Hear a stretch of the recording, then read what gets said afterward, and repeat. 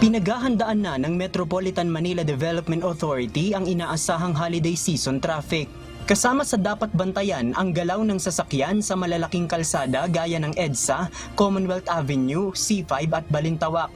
Ayon kay MMDA Director for Traffic Enforcement Group, Attorney Victor Nunez, plano nilang gawing hanggang hating gabi ang duty ng mga traffic enforcers. Pinag-aaralan din nila kung ano-anong traffic schemes ang dapat ipatupad upang matiyak ang maayos na daloy ng trapiko.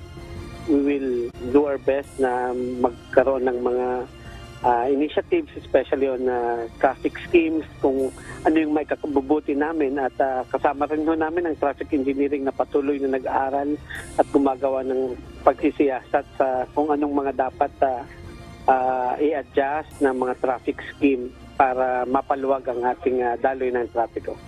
Samantala, tinitignan na ng MMDA ang mga drainage system sa Metro Manila kasunod ng mga nararanasang pagbaha tuwing umuulan ng malakas. Nananawagan din ang ahensya sa publiko na agad i-abiso sa kanila kung may nakikitang bara sa mga daluyan ng tubig, lalo na sa EDSA, upang agad nilang mapuntahan.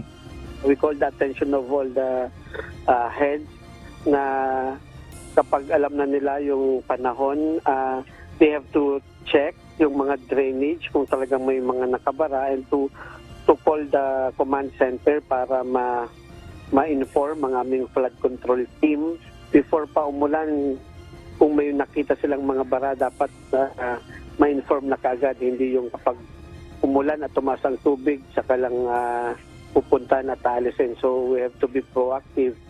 JP Nunez, UNTV, News and Rescue. Diyos ang aming sandigan, serbisyo publiko ang aming pinahahalagahan.